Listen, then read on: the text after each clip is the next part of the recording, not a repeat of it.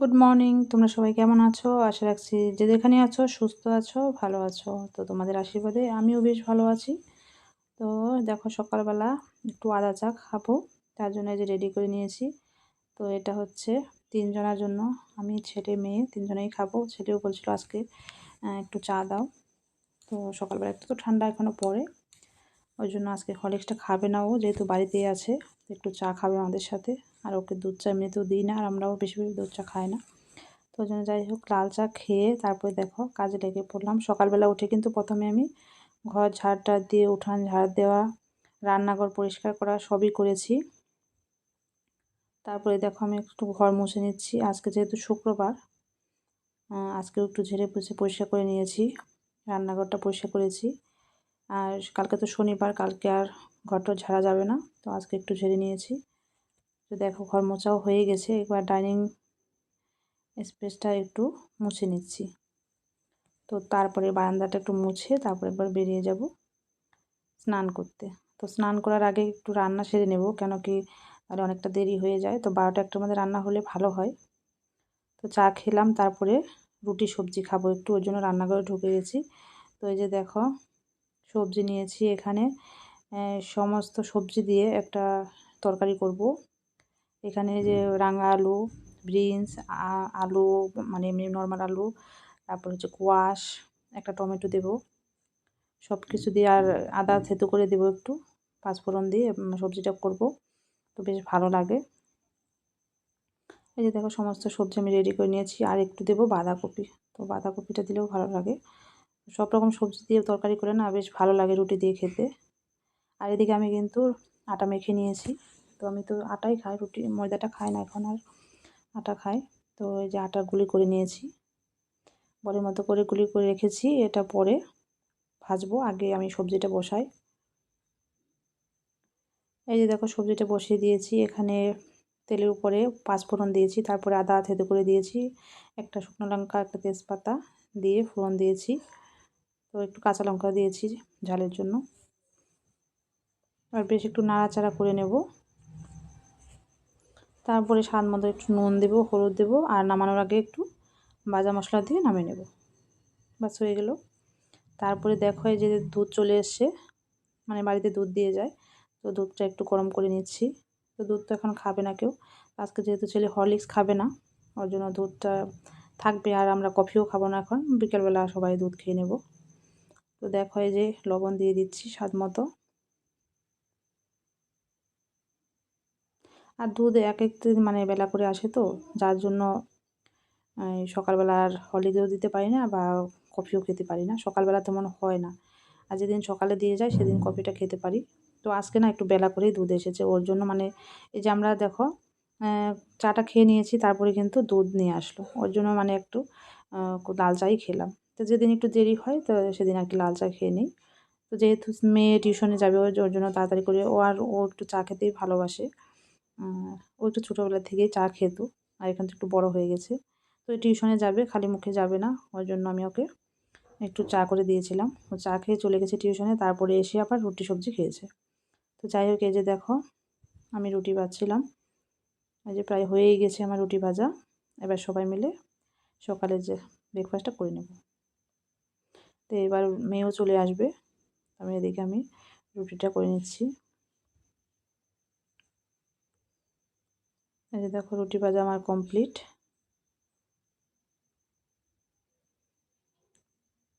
এবারে দুপুরে রান্না চলে আসলাম, খাওয়া দাওয়া করে স্নান টান সেরে চলে এসেছি। আর মেয়েই পুজো দিয়েছে, তো টিউশন থেকে এসে স্নান টান করে ওই দিয়েছে আজকেও। আর আমি রান্নাটা করে নিচ্ছি।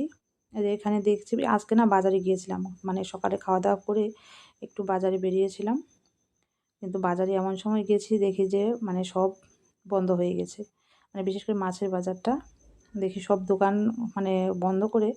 মাছের বাজার তো দোকান বলতে মানে কোনো শাটার কোনো নেই, তো মানে গুটিয়ে চলে গেছে আর কি। যাই হোক 2টা দোকান খোলা ছিল, কিন্তু আমার পছন্দের মাছ একটাও ছিল না। তার মধ্যে হচ্ছে এই মাছটা তেল বেশি, আমার ভালো লাগে, কিন্তু আমার ছেলে মেয়ে একদমই খেতে চায় না বেশি তেল দেখে। তো এবারে দেখো যে রান্নাঘরে চলে এসেছি। তো আমি দেখাচ্ছি, দেখো ওই যে ওখানে ভাত ভুট করেছি, উল্টা দিকে দেখাচ্ছি ক্যামেরার দিকে তাকিয়ে। যাই হোক, ভাত হয়ে গেছে। এবারে আমি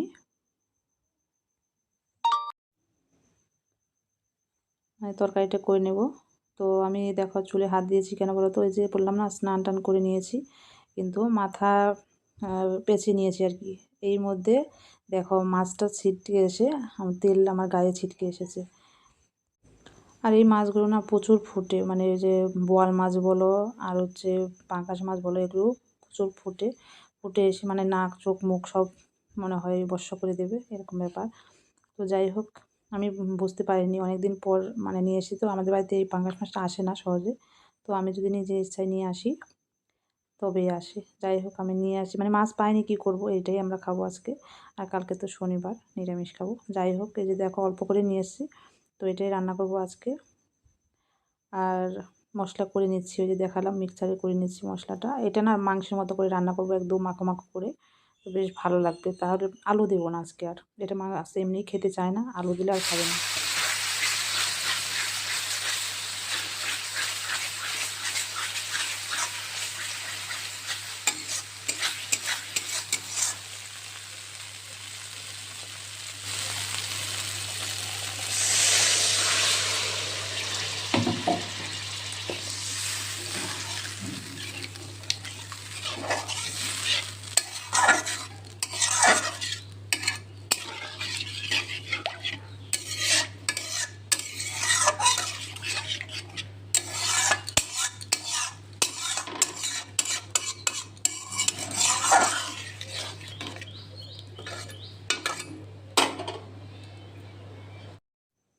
এবার দেখো মশলাটা কষিয়ে আমি জল দিয়ে দিয়েছি, ঝোলটা ফুটে উঠেছে। এবারে মাছগুলো দিয়ে দিচ্ছি। তো মাছগুলো 2-1 মিনিট ফুটে গেলেই তারপরে আমি একটু গরম মশলা দিয়ে নামিয়ে নেব। গরম মশলাটা শিলনোড়ায় বেটেছি, তো গুঁড়ো দেবো না। শিলনোড়ায় বেটে দিলেই কিন্তু দারুণ লাগে, আমি কিন্তু বেটেই দিই। অল্প তরকারি হলে বেটে রান্না করি, খুব ভালো লাগে। এই দেখো খুব সুন্দর ফুটে উঠেছে। এবারে আর কিছুক্ষণ হবে, এটা কিন্তু আরেকটু টানবে, তবে নামাবো। কেন কিছু বললাম, একটু মাখো মাখো করবো, তবে ভালো লাগে, মানে মাংসের মতো করে। এই যে দেখো অনেকটা কমে গেছে এখন, কত সুন্দর দেখতে হয়েছে বলো তো। আমার তো বেশ ভালো লাগে, কিন্তু যে বেশি তেলের জন্য না খেতে ইচ্ছে করে না। মানে দেখা যায় যে অনেক খেতে পারবো, কিন্তু যখন খেতে বসি তখন আর 1 পিসের জায়গায় 2 পিস খেতে পারি না। তো যাই হোক, আমার মানে 1 পিস খেয়ে যে অবস্থা হয়েছিল কী বলবো, মানে সব তেল, দেখতেই পাচ্ছ এতটা তেল উঠেছে। তো যাই হোক, অনেক দিন পরে আনলাম মাছটা, আর তোমাদের দাদাভাই তো বাড়িতে থাকলে এটা আনাই যাবে না, ও একদমই খেতে পারে না এই মাছ, মানে তেল জাতীয় কিছুই খেতে চায় না, আর ওর খেতেও আর কি ভালো লাগে না। তো এই যে দেখো এখন নামিয়ে নেব, হয়ে গেছে।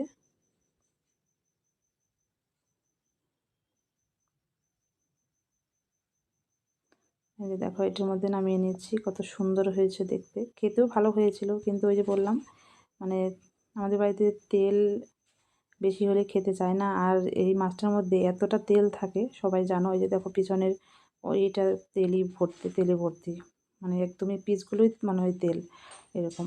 পাঙ্গাস মাছটা কিন্তু এরকমই থাকে, তো অনেকেই পছন্দ করে। কিন্তু এখন কি, ওই যে বললাম বাজারে গিয়ে পাইনি অন্য মাছ, ওই জন্য এটাই নিয়ে আসলাম। আর আমিও অনেক দিন ধরে খাইনি, তো আমার তো একটু ভালো লাগে, কিন্তু ওই যে তেলের জন্য আবার শরীরের পক্ষে ক্ষতিকর। তো যাই হোক, এটা দিয়ে আমাদের লাঞ্চ হয়ে যাবে। তো কালকে সকালবেলা তো সবজি করেছিলাম, ওটাও আছে, আর কিছু করলাম না আজকে। তো বেশি করলে আবার থেকে যাবে, আর রাত্রেবেলা তো আবার রুটি খাবো, তো এটা দিয়ে রুটি খেয়ে নেব। এই দেখো দেখতে কিন্তু দারুণ হয়েছে, আর সেন্ট দারুণ, গরম মশলার সেন্ট বেরিয়ে হয়েছে, দারুণ লাগছিল। খেতে টেস্ট হয়েছিল, কিন্তু সমস্যা একটাই, তেলের জন্য। তো এবার দেখো সবাই মিলে খেতে বসবো। এখন বেজে গেছে বেলা 2টোর মতো। তো 2টোর মধ্যে খাওয়া দাওয়া শেষ হয়েছিল। সেদিনকার বেশি কিছু রান্না করিনি যেহেতু, তো অল্প সময়ের মধ্যে রান্না হয়েছিল। এই যে দেখো আমি বেড়ে নিচ্ছি সবার জন্য। তো 2 পিস করে খেয়েছিলাম, কিন্তু মেয়েকে দিয়েছিলাম 2 পিস, ও খেতে পারেনি, বলে কি মা এত তেল ভালো লাগছে না। তো বেশি তেল দেওয়াতে না ও খেতে চায় না, তো এর জন্য বেশিরভাগটা আমাকেই খেতে হয়েছিল। তো চলো আজকের মতো এখানে এন্ড করব। সবাই ভালো থেকো, সুস্থ থেকো। আরেকটা কাজ আছে, সেটা সেরে তারপরে আমার কমপ্লিট হবে সারাদিনের কাজ। তো এই যে খাওয়া দাওয়ার পরে একটু শুয়েছিলাম, মানে ঘুমাইনি, তো আরও তো কাজ থাকে। তো যাই হোক, দুপুরবেলা একটু বিছানায় গড়াগড়ি করি, এটা একটা অভ্যাস। আর এখনকার দিনে একটু দুপুরবেলা খাওয়া দাওয়ার পরে একটু ঘুম পাই, বিছানায় একটু শুয়ে গেলে ঘুম পেয়ে যায়। যাই হোক, একটু শুয়েই ছিলাম, ঘুম হয়েছিল 10-20 মিনিট এরকম। তারপরে উঠে তো সন্ধ্যা টন্ধা লাগিয়ে এবারে মেয়ে বলছে আমার একটা প্যান্ট আছে, সেদিনই এনেছে নতুন, এটা অনলাইন থেকে। তো এটা খাপিয়ে দিতে হবে। খাপিয়ে বলতে ওই যে নিচে যে লং হয় না, লংয়ের জায়গাটা আর কি বেশি লং হয়ে গেছে ওর পায়ের জায়গাটায়। তো ওটা কেটে তারপরে একটু সেলাই করে দিতে হবে। না হলে কি হয় বলো তো, একদিন পরলে নিচের জায়গাটা নোংরা হয়ে যায়। ধুলেও মানে এত ঝুলনো ছিল, কাটার সময় দেখাতে পারিনি তোমাদের। ঝুল ছিল বেশি, ওইখানে না মানে নোংরা বেশি লেগে যেত। একদিন হলেই ধুতে হতো। আর জিন্স একদিন পর পর না ধুলে কেমন লাগে বলো তো। তো যাই হোক, এই যে এটা সেলাই করছি। আর আমি কিন্তু সেলাই কাজ জানি, প্রায় সবই বানাতে পারি। তো মানে আগে করতাম, তো এখন হয়ে ওঠে না, সময়ের অভাবে করতে পারি না। আর তোমাদের দাদাভাইও মানে বারণ করে আর কি, করতে হবে না, ছেলেমেয়েকে দেখো। আর যেহেতু আমি একটা কাজ করছি ইউটিউবে, ওই জন্য আর হয়ে ওঠে না। তো যাই হোক, এই যে দেখো সেলাই করছি। তো যখনই মানে আমাদের বাড়ির যত টুকটাক কাজ সবই আমিই করি। তো মেশিনটা আছে, তো আমার মোটর আছে, মোটরে কাজ করতাম আগে। আর আমি মানে কাটা বলো সব কিছুই পারি। তো যাই হোক, আগে তো মানে দোকান থেকে রীতিমতো কাজ এনে কাজ করতাম আর কি, মাল এনে কাটা, সেলাই, তারপরে সাপ্লাই সবই করতাম। তো এখন আর হয়ে ওঠে না। তো এই যে দেখো, মানে ছেলে একটু যখন বড় হয়েছিল তখন করেছি, আবার আগেও করেছি। তো যখন আর পড়াশোনা শুরু হয়ে গেল দুজনারই, তখন আর কি ছেড়ে দিয়েছি।